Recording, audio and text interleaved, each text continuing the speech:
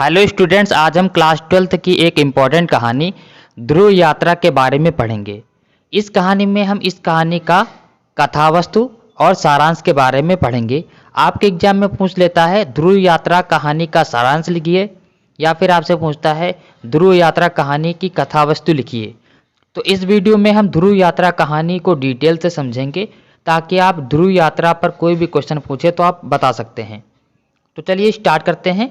ये कहानी आपके एग्जाम में 5 नंबर की पूछी जाती है, तो इसको आपको ध्यान से समझना है। ध्रुव यात्रा कहानी हिंदी के प्रसिद्ध कहानीकार जैनेंद्र द्वारा रचित एक मनोवैज्ञानिक कहानी है। यानी कि ये मनोवैज्ञानिक कहानी है, इसको जैनेंद्र जो लेखक हैं उन्होंने लिखा है। यह कहानी राजा रिपुदमन बहादुर की ध्रुव यात्रा पर आधारित है। यानी ये जो कहानी है, जो राजा रिपुदमन बहादुर हैं उनकी ध्रुव यात्रा, एक यात्रा है ध्रुव यात्रा, उस पर बेस्ड है, उस पर आधारित है। राजा रिपुदमन बहादुर उत्तरी ध्रुव जीतकर यूरोप के नगर से बधाइयाँ लेते हुए दिल्ली आते हैं। जो राजा रिपुदमन हैं, ये क्या है, इस कहानी के मेन हमारे मुख्य पात्र हैं। ठीक है। रिपुदमन की प्रेमिका उर्मिला है, यानी कि रिपुदमन जो है राजा, उनकी जो प्रेमिका है वो उर्मिला है। उर्मिला इस कहानी की दूसरी पात्र है। उन दोनों ने विवाह नहीं किया है, किंतु उन दोनों के प्रेम संबंध के कारण उनकी एक संतान है। ठीक है। यानी कि उन दोनों ने शादी नहीं किया है, लेकिन प्रेम संबंध के कारण उनकी एक संतान है। राजा रिपुदमन के वापस लौट आने पर भी उर्मिला खुश नहीं है। उर्मिला राजा रिपुदमन को सभी बंधनों से मुक्त करके कहती है कि सिद्धि प्राप्ति के लिए दक्षिणी ध्रुव तक जाओ। यानी कि जो राजा रिपुदमन है, जब उत्तरी ध्रुव से वापस लौट आते हैं तो भी उर्मिला जो उनकी प्रेमिका है खुश नहीं होती है। वह उनको कहती है कि सिद्धि प्राप्ति के लिए दक्षिणी ध्रुव तक जाओ। अभी उत्तरी ध्रुव से वो आया है, अभी उसको बोलते हैं, यानी कि उसकी प्रेमिका बोलती है कि दक्षिणी ध्रुव तक सिद्धि प्राप्ति के लिए जाओ। आचार्य जो उर्मिला के क्या हैं, पिता हैं, आचार्य को राजा रिपुदमन बताते हैं तो वह उन्हें साथ रहने के लिए कहते हैं, पर उर्मिला किसी भी प्रकार से अपने निश्चय से हटने वाली नहीं है। यानी कि जो उनके आचार्य हैं, यानी कि उर्मिला के पिता, वो उनको आपस में रहने के लिए कहते हैं, लेकिन उर्मिला अपने यानी कि निश्चय से नहीं हटती है। वह उन्हें ये कहती है कि आप दक्षिणी ध्रुव यात्रा पर जाओ।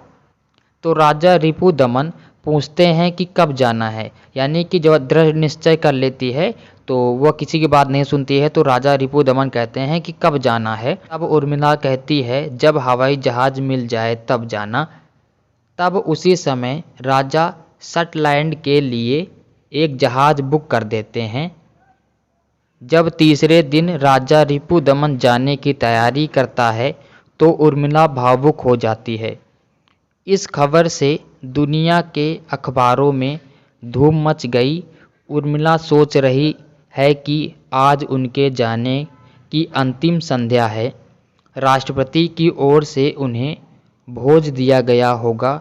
कभी वह अनंत शून्य में देखती है, कभी वह अपने बच्चों में खो जाती है। यानी कि इसमें क्या है, जो उर्मिला है वो अपने माइंड में ही ये सब कहानियाँ रचती है।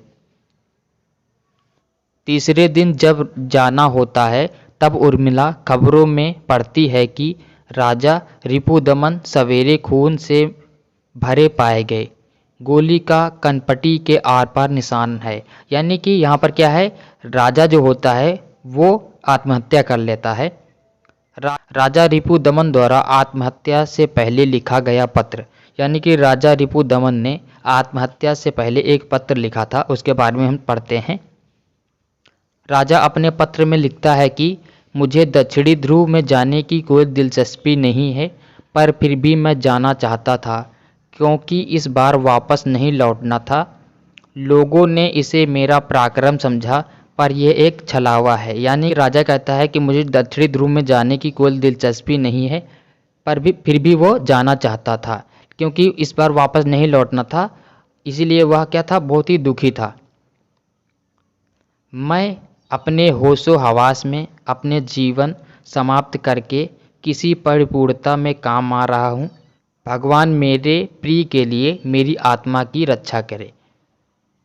तो यानी कि राजा क्या होता है, राजा का मन नहीं होता दक्षिणी ध्रुव में जाने का, क्योंकि इस बार वापस नहीं लौटना है। सिद्धि प्राप्ति के लिए उसे वापस लौटना ही नहीं है जब तक उसे मृत्यु प्राप्त न हो जाए। तो इसीलिए वह आत्महत्या कर लेता है। तो इस कहानी में, ध्रुव यात्रा कहानी में, यही ध्रुव यात्रा है। ध्रुव यात्रा का मतलब क्या है, दक्षिणी ध्रुव पर जाना है, उसके बाद वापस लौट के नहीं आना है। तो ये राजा रिपुदमन की कहानी है, जो लेखक जैनेन्द्र द्वारा रचित एक मनोवैज्ञानिक कहानी है। तो इस कहानी में हमने कथावस्तु और सारांश को पढ़ा है। अगर आपके एग्जाम में कथावस्तु या सारांश पूछा जाता है तो इसको आप लिख सकते हैं। अगर आपको वीडियो समझ में नहीं आया है तो आप इसको एक बार दोबारा देखिए, आपको समझ में आ जाएगा। मिलते हैं नेक्स्ट वीडियो में। Thanks for watching.